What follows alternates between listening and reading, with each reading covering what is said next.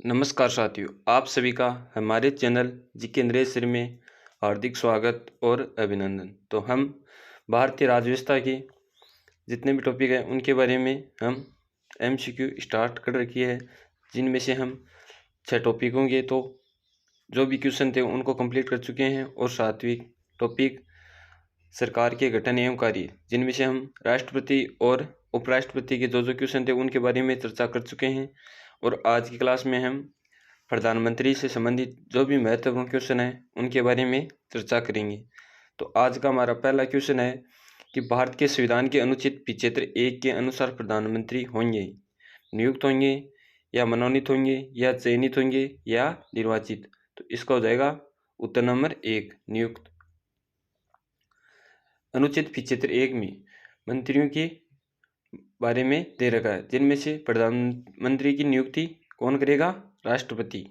और अन्य मंत्रियों की नियुक्ति भी राष्ट्रपति प्रधानमंत्री की सलाह पर ही करेगा। तो इसमें हो जाएगा ऑप्शन नंबर ए बिल्कुल सही है। फिर है question number next. Question number next है हमारा कि संविधान के अनुसार संघीय मंत्रिपरिषद में मंत्री अपना पद धारण करते हैं प्रधानमंत्री के प्रसाद पर्यंत, राष्ट्रपति के प्रसाद पर्यंत, या लोकसभा अध्यक्ष के प्रसाद पर्यंत, या राज्यसभा के सभापति के प्रसाद पर्यंत। तो मंत्रिपरिषद के मंत्री अपना पद धारण करते हैं, तो इसमें हो जाएगा ऑप्शन नंबर सेकंड, राष्ट्रपति के प्रसाद पर्यंत। ऑप्शन नंबर सेकंड बिल्कुल सही है। फिर है question number next. Question number next है हमारा कि प्रधानमंत्री लोकसभा द्वारा चुना जाता है या संसद के दोनों सदनों की संयुक्त मीटिंग में उसका चुनाव होता है, या राष्ट्रपति द्वारा नियुक्त किया जाता है, या लोकसभा द्वारा निर्वाचित किया जाकर राष्ट्रपति द्वारा नियुक्त किया जाता है। तो इसका हो जाएगा ऑप्शन नंबर 3, प्रधानमंत्री राष्ट्रपति द्वारा नियुक्त किया जाता है, जो कि 75 अनुच्छेद 75(1) में दे रखा। तो इसमें हो जाएगा ऑप्शन नंबर 3 बिल्कुल सही है। फिर है question number next. Question number next हमारा कि भारत में केंद्रीय मंत्रिपरिषद उत्तरदायी है। तो किसकी उत्तरदायी है? व्यक्तिगत रूप से राष्ट्राध्यक्ष तथा सामूहिक रूप से संसद के प्रति, या सामूहिक रूप से लोकसभा तथा व्यक्तिगत रूप से प्रधानमंत्री के प्रति, या सामूहिक रूप से लोकसभा तथा व्यक्तिगत रूप से राष्ट्रपति के प्रति, या सामूहिक रूप से संसद तथा प्रधानमंत्री दोनों के प्रति। तो इसमें हो जाएगा ऑप्शन नंबर 3, सामूहिक रूप से लोकसभा तथा व्यक्तिगत रूप से राष्ट्रपति के प्रति। ऑप्शन 3 बिल्कुल सही है। फिर है question number next. Question number next हमारा कि निम्नलिखित में से कौन सा अनुच्छेद उसी अवस्था में प्रभावी होगा जब लोकसभा भंग न हो अथवा उसका सत्रावसान न हुआ हो? अनुच्छेद 75(1), अनुच्छेद 75(2), अनुच्छेद 75(3 या अनुच्छेद 75(4)। तो इसमें हो जाएगा ऑप्शन नंबर 3, अनुच्छेद 75(3). फिर है question number next. Question number next हमारा कि भारत की राजनीतिक व्यवस्था में देश का सर्वोच्च नेता शासक एवं केंद्र बिंदु होता है। तो कौन होता है? प्रधानमंत्री होता है, या राष्ट्रपति होता है, या लोकसभा अध्यक्ष, या सर्वोच्च न्यायालय का मुख्य न्यायाधीश। तो इसमें हो जाएगा ऑप्शन नंबर 1, प्रधानमंत्री। फिर है question number next. Question number next हमारा कि भारत में लोकसभा में सत्ताधारी दल का नेता आमतौर पर होता है। तो कौन होता है? भारत का राष्ट्रपति होता है, या भारत का मुख्य न्यायाधीश होता है, या भारत का उपराष्ट्रपति होता है, या भारत का प्रधानमंत्री। तो इसमें हो जाएगा ऑप्शन नंबर 4, भारत का प्रधानमंत्री सत्ताधारी दल का नेता के रूप में। ऑप्शन नंबर 4 बिल्कुल सही है। फिर है क्वेश्चन नंबर नेक्स्ट। तो क्वेश्चन नंबर नेक्स्ट हमारा कि प्रधानमंत्री है राष्ट्र प्रमुख, राष्ट्र एवं शासन प्रमुख, या ये सही। तो इसमें हो जाएगा ऑप्शन नंबर 3, शासन प्रमुख। फिर है क्वेश्चन नंबर, तो इसमें हो जाएगा शासन प्रमुख। फिर है question number next. Question number next हमारा कि मंत्रिमंडल किस से संस्थापित होता है? मंत्रियों का परिषद, सिर्फ कैबिनेट मंत्री, राज्यसभा मंत्री, या ये सभी। तो मंत्रिमंडल किस में संस्थापित होता है? तो इसमें हो जाएगा ऑप्शन नंबर सेकंड, सिर्फ कैबिनेट मंत्री। प्रधानमंत्री सहित सभी प्रकार के मंत्रियों, कैबिनेट, राज्य या उप मंत्री के समूह को मंत्रिपरिषद कहा जाता है। और कैबिनेट मंत्रियों में समूह को सामूहिक रूप से मंत्रिमंडल की संज्ञा से अभिहित किया जाता है। तो इसमें हो जाएगा ऑप्शन नंबर सेकंड, सिर्फ कैबिनेट मंत्री। फिर है question number next. Question number next हमारा कि निम्न में से कौन केंद्रीय मंत्रिमंडल की बैठक में भाग ले सकता है? तो कौन ले सकता है? कैबिनेट मंत्री, राष्ट्रपति, राज्य मंत्री या उप मंत्री। तो कौन ले सकता है? तो इसमें हो जाएगा कैबिनेट मंत्री। ऑप्शन ए बिल्कुल सही है। कैबिनेट मंत्री भारत के प्रशासन की सर्वोच्च इकाई होती है और यह सरकार की नीतियों का निर्धारण करती है और इसके सदस्य अपने विभागों के ही अध्यक्ष होते हैं। कैबिनेट मंत्री को सहायता देने के लिए राज्य मंत्री तथा उप मंत्री नियुक्ति की जाती है और राज्य मंत्री को किसी विभाग का स्वतंत्र प्रभार भी दिया जा सकता है और स्वतंत्र प्रभाव वाले राज्य मंत्री के कैबिनेट मंत्रियों के समान ही होते हैं तथा दोनों का वेतन भी समान होता है, किंतु उप मंत्री कैबिनेट मंत्री की तरह मंत्रिमंडल की बैठकों में भाग नहीं लेते। इसमें पूछा है भाग ले सकता है, तो इसमें हो जाएगा कैबिनेट मंत्री। फिर है क्वेश्चन नंबर नेक्स्ट हमारा कि प्रधानमंत्री किसे पद की शपथ दिलाता है? तो प्रधानमंत्री किसे दिलाता है? उप मंत्री को, उप प्रधानमंत्री को, अस्थायी लोकसभा अध्यक्ष को या संसदीय सचिव को। तो किसे दिलाता है? तो इसमें हो जाएगा ऑप्शन नंबर 4 संसदीय सचिव।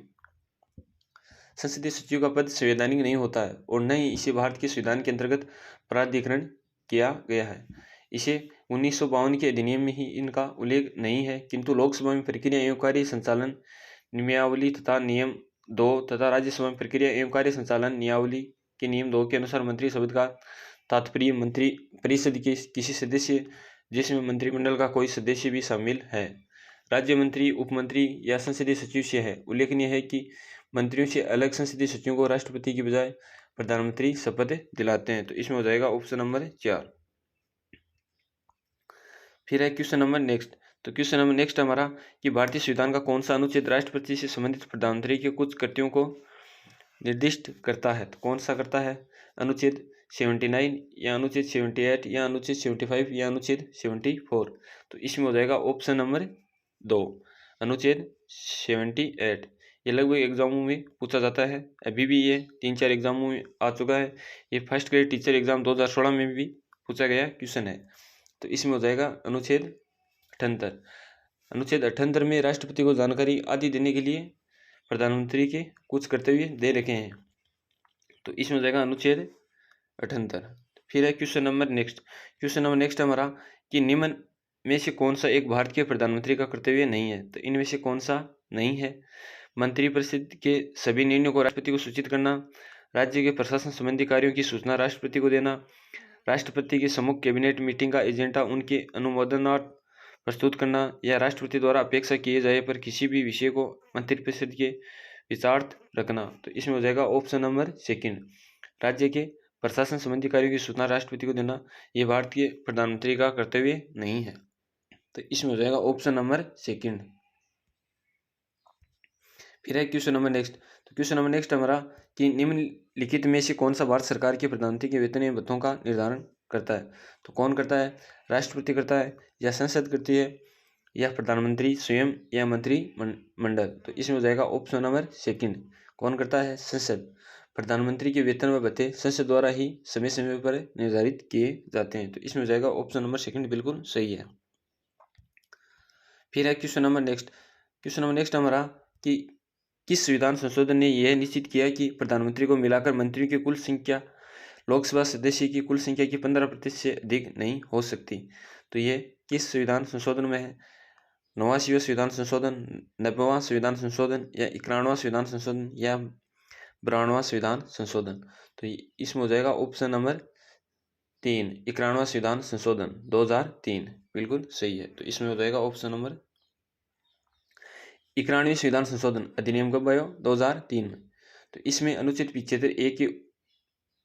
75A में उल्लेख किया गया कि मंत्रिपरिषद में मंत्रियों की कुल संख्या जिसमें प्रधानमंत्री भी शामिल है और लोकसभा के सदस्यों की कुल संख्या सदस्य संख्या की 15% होगी और न्यूनतम 11+1 जिसमें प्रधानमंत्री भी शामिल है।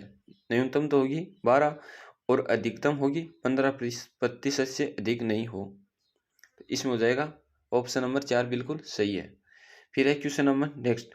क्वेश्चन नंबर नेक्स्ट हमारा कि राष्ट्रपति किसकी लिखित सलाह पर आपातकाल की घोषणा कर सकते हैं? प्रधानमंत्री की, लोकसभा अध्यक्ष या प्रधानमंत्री की अध्यक्षता में केंद्रीय मंत्रिमंडल या भारत के मुख्य न्यायाधीश? तो इसमें हो जाएगा ऑप्शन नंबर 3 प्रधानमंत्री की अध्यक्षता में केंद्रीय मंत्रिमंडल। तो इसमें हो जाएगा ऑप्शन नंबर 3 बिल्कुल सही है। फिर है question number next. Question number next हमारा कि श्री लालकृष्ण आडवाणी को भारत का उपराष्ट्रपति कब नियुक्त किया गया? फरवरी 2000, मार्च 2000, मई 2000 या जून 2000? तो कब किया गया?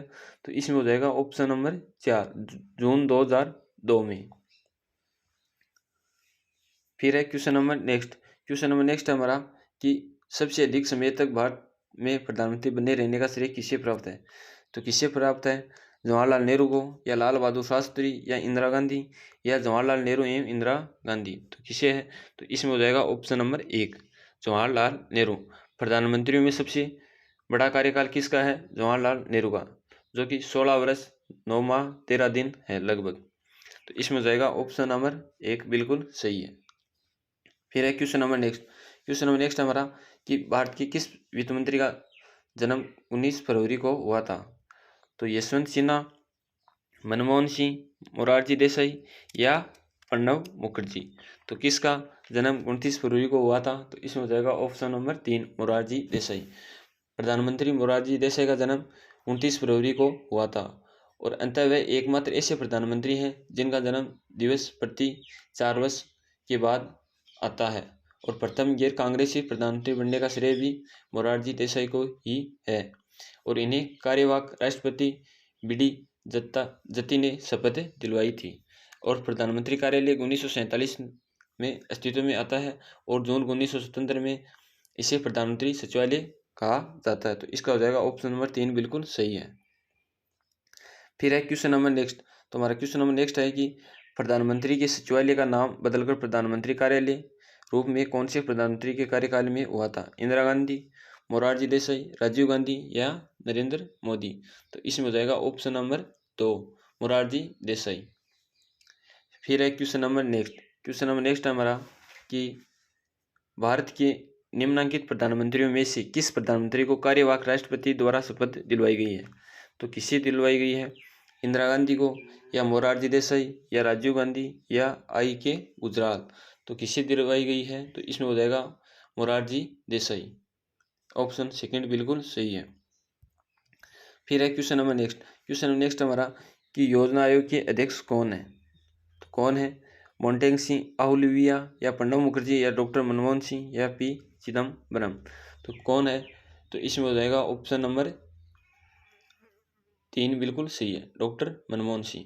योजना आयोग के स्थान पर नीति आयोग का गठन कर दिया गया है और नीति आयोग का अध्यक्ष प्रधानमंत्री होते हैं, जो कि वर्तमान में कौन है? नरेंद्र मोदी। तो इसमें हो जाएगा ऑप्शन नंबर 3। फिर है क्वेश्चन नंबर नेक्स्ट है हमारा कि 1970 में केंद्रीय बजट किसने प्रस्तुत किया था? टी कृष्णमाचारी ने, सी सुब्रमण्यम ने, या इंदिरा गांधी ने, या आर वेंकटरमन ने? तो किसने प्रस्तुत किया था? तो इसमें हो जाएगा ऑप्शन नंबर 3, 1970 में केंद्रीय बजट इंदिरा गांधी ने ही प्रस्तुत किया था। ऑप्शन नंबर 3 बिल्कुल सही है। फिर है क्वेश्चन नंबर नेक्स्ट हमारा कि वह प्रथम प्रधानमंत्री कौन थे जिन्होंने संसद सत्र में उपस्थित हुए बिना ही त्यागपत्र दे दिया था? तो किसने दे दिया था? श्रीमती इंदिरा गांधी ने, या लाल बहादुर शास्त्री ने, या चौधरी चरण सिंह ने, या मोरारजी देसाई ने?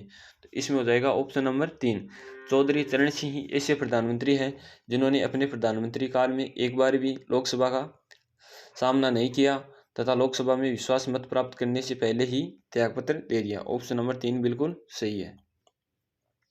फिर है क्वेश्चन नंबर तो क्वेश्चन नंबर हमारा कि निम्नलिखित में से विश्व भारती के कुलाधिपति आचार्य कौन है? तो भारत के प्रधानमंत्री हैं, या भारत के राष्ट्रपति हैं, या पश्चिम बंगाल के राज्यपाल हैं, या पश्चिम बंगाल के मुख्यमंत्री हैं? तो कौन है विश्व भारती के कुलाधिपति? तो इसमें हो जाएगा ऑप्शन नंबर 1, भारत के प्रधानमंत्री। विश्व भारती विश्वविद्यालय की स्थापना कब हुई? तो इसकी स्थापना हुई थी 1921 में। तो इसमें हो जाएगा ऑप्शन नंबर ए बिल्कुल सही है। फिर है क्वेश्चन नंबर नेक्स्ट हमारा कि निम्न में से कौन सी संस्थाओं का प्रधानमंत्री होता है? वित्त आयोग, नीति आयोग, राष्ट्रीय अल्पसंख्यक आयोग और विधि आयोग। तो नीचे दिए गए गुट का प्रयोग करते हुए सही उत्तर का चयन कीजिए। तो इसमें कौन कौन सा हो जाएगा? तो इसमें हो जाएगा नीति आयोग, जिसके प्रधान कौन होते हैं? प्रधानमंत्री होते हैं। तो केवल नीति आयोग। तो ऑप्शन नंबर 3 केवल 2 सही है इसमें। फिर है क्वेश्चन नंबर नेक्स्ट है हमारा कि किस संविधान संशोधन द्वारा संविधान में संघ में मंत्रिमंडल शब्दावली को अंतः स्थापित किया गया है? तो कौन से संविधान संशोधन द्वारा? 24वां संविधान संशोधन या 42वां संविधान संशोधन या 44वां संविधान संशोधन या 56वां संविधान संशोधन? तो इसमें हो जाएगा ऑप्शन नंबर 3, 44वां संविधान संशोधन 1978 में। संविधान में मंत्रिमंडल शब्द का प्रयोग सिर्फ अनुच्छेद 352 में है और इसे 44वें संविधान संशोधन 1978 द्वारा जोड़ा गया और इसमें यह भी कहा गया कि राष्ट्रपति राष्ट्रीय आपातकाल की घोषणा मंत्रिमंडल की लिखित सिफारिश पर ही करेगा। तो इसमें हो जाएगा ऑप्शन नंबर 3। फिर है क्वेश्चन नंबर नेक्स्ट हमारा कि निम्नलिखित कथनों पर विचार कीजिए। तो इसमें कथन दे रखे हैं। तो पहला कथन है कि संघ में मंत्रिमंडल शब्दावली का उल्लेख संविधान में केवल एक बार हुआ है और संविधान में इस शब्दावली को 42वें संविधान संशोधन द्वारा अंतः स्थापित किया गया है। तो इसमें केवल एक सही है या केवल दो सही है या एक या दो सही है या न तो एक और न ही दो। तो इसमें हो जाएगा ऑप्शन नंबर 1। इसमें केवल एक सही है। संघ में मंत्रिमंडल शब्दावली का उल्लेख संविधान में केवल एक बार हुआ है, ये बिल्कुल सही है। फिर है क्वेश्चन नंबर नेक्स्ट है हमारा कि भारतीय प्रधानमंत्री मनमोहन सिंह किस राज्य में राज्यसभा के से निर्वाचित सदस्य हैं? पंजाब से, हरियाणा से या असम से या गुजरात से? तो किस से है? तो इसमें हो जाएगा ऑप्शन नंबर 3, असम से। फिर है क्वेश्चन नंबर नेक्स्ट हमारा कि निम्नलिखित में से कौन प्रधानमंत्री बनते समय राज्यसभा का सदस्य था? तो कौन थे? इंदिरा गांधी, मोरारजी देसाई, चरण सिंह और वीपी सिंह। तो इसमें कौन है? तो इसमें हो जाएगा इंदिरा गांधी। फिर है क्वेश्चन नंबर नेक्स्ट है हमारा कि निम्न में से किसने राज्यसभा के सदस्य रहते हुए प्रधानमंत्री के रूप में शपथ ली? तो किसने ली थी? श्रीमती इंदिरा गांधी, HD देवगौड़ा, इंद्र कुमार गुजराल और मनमोहन सिंह। तो इसमें हो जाएगा किसने ली थी? तो इसमें है श्रीमती इंदिरा गांधी, फिर है इंद्र कुमार गुजराल, फिर है मनमोहन सिंह। तो 1, 3, 4। तो 1, 3, 4 है ऑप्शन नंबर सेकंड में। 1, 3, 4 यहाँ है सेकंड। तो 1 1, 3, 4 तो ये है ऑप्शन नंबर सेकंड यहाँ दे रखा है। ऑप्शन ए इधर है। तो इसमें हो जाएगा option number second, Shrimati Indira Gandhi, फिर है इंद्र कुमार गुजराल, फिर है मनमोहन सिंह। तो 1, 3 और 4 जो कि यहाँ दे रखा है। तो इसमें हो जाएगा हमारा कोड नंबर, ये बिल्कुल सही है। फिर है क्वेश्चन नंबर नेक्स्ट हमारा कि प्रधानमंत्री शासन प्रणाली जिस प्रणाली की सरकार की अभियंता देती है उसमें प्रधानमंत्री सिर्फ जनता द्वारा निर्वाचित किया जाता है, या प्रधानमंत्री मिलीजुली सरकार का नेतृत्व करता है, या प्रधानमंत्री राज्याध्यक्ष होता है, या प्रधानमंत्री समारोह में प्रथम नहीं होता किंतु उनका प्रमुख होता है। तो इसमें कौन सा है? तो इसमें हो जाएगा ऑप्शन नंबर 4, प्रधानमंत्री समारोह में प्रथम नहीं होता किंतु उनका प्रमुख होता है। प्रधानमंत्री शासन प्रणाली जिस प्रकार की सरकार की अभियंजना देती है उसमें प्रधानमंत्री समारोह में प्रथम नहीं होता परंतु उसका प्रमुख होता है। तो इसमें हो जाएगा ऑप्शन नंबर 4 बिल्कुल सही है। फिर है हमारा क्वेश्चन नंबर नेक्स्ट हमारा कि पूर्व प्रधानमंत्री जिनके प्रयासों से नागरिकों के कर्तव्यों भारत के संविधान में समाविष्ट किए गए। तो इसमें पूछा है कि उसमें प्रधानमंत्री क्या पंडित जवाहरलाल नेहरू थे, या लाल बहादुर शास्त्री थे, या राजीव गांधी, या इंदिरा गांधी? तो इसमें हो जाएगा ऑप्शन नंबर 4, इंदिरा गांधी। फिर है क्वेश्चन नंबर नेक्स्ट हमारा कि निम्नलिखित राष्ट्रपतियों में से किसने 1998 में अटल बिहारी वाजपेयी को प्रधानमंत्री पद की शपथ ग्रहण करवाई? तो किसने करवाई थी? KR नारायण ने, या APJ अब्दुल कलाम ने, या R वेंकटरमन ने, या शंकर दयाल शर्मा ने? तो इसमें जाएगा ऑप्शन नंबर 1, KR नारायण। फिर है हमारा क्वेश्चन नंबर नेक्स्ट हमारा कि निम्नलिखित में से कौन भारत के वित्त मंत्री रहे हैं? तो कौन रहे हैं? VP सिंह, R वेंकटरमन, या YV चौहान, या प्रणब मुखर्जी? तो इसमें कौन सा हो जाएगा? तो इसमें हो जाएगा option number second, VP Singh भी है, R वेंकटरमन भी है, YV चौहान भी है और प्रणब मुखर्जी भी है। तो 1, 2 और 3, 4 तो इसमें हो जाएगा ऑप्शन नंबर सेकंड बिल्कुल सही है। फिर है हमारा क्वेश्चन नंबर नेक्स्ट है हमारा कि निम्नलिखित में से कौन प्रधानमंत्री के पद पर रहते हुए राज्यसभा में सदन के नेता नहीं रहे हैं। तो कौन से नहीं रहे हैं? विश्वनाथ प्रताप सिंह, डॉक्टर मनमोहन सिंह, HD देवगौड़ा या इंद्र कुमार गुजराल। तो इसमें कौन सा हो जाएगा? तो इसमें हो जाएगा ऑप्शन नंबर फर्स्ट। क्या पूछा है? राज्यसभा के सदन में नेता नहीं रहे हैं। तो डॉक्टर मनमोहन सिंह, HD देवगौड़ा और इंद्र कुमार गुजराल और श्रीमती इंदिरा गांधी, ये चार तो राज्यसभा के सदन में नेता रह चुके हैं, लेकिन विश्वनाथ प्रताप ये राज्यसभा में सदन के नेता नहीं रहे हैं प्रधानमंत्री पद पर रहते हुए। तो इसमें हो जाएगा option number 4। Option number first है जो कि बिल्कुल सही है। फिर है क्वेश्चन नंबर नेक्स्ट हमारा कि भारत के अधोलिखित प्रधानमंत्रियों में से किसने प्रधानमंत्री के रूप में लगातार 2 अवधियों तक कार्य किया है? सही कूट का चयन कीजिए। तो गुलजारी लाल नंदा, अटल बिहारी वाजपेयी और मनमोहन सिंह। तो इसमें कौन सा है? तो ये आपको उत्तर हमें कमेंट बॉक्स में देना है। और आज की क्लास में हम प्रधानमंत्रियों से संबंधित लगभग 37 क्वेश्चनों के बारे में चर्चा कर चुके हैं और इस प्रश्न का उत्तर आपको कमेंट बॉक्स में देना है। और आज की क्लास हमारी कैसी लगी ये हमें कमेंट बॉक्स के माध्यम से ज़रूर बताएं। और कल की क्लास होगी हमारी संघीय व्यवस्थापिका, जिसमें हम संघीय व्यवस्थापिका के बारे में जो भी क्वेश्चन है उनके बारे में चर्चा करेंगे। धन्यवाद साथियों।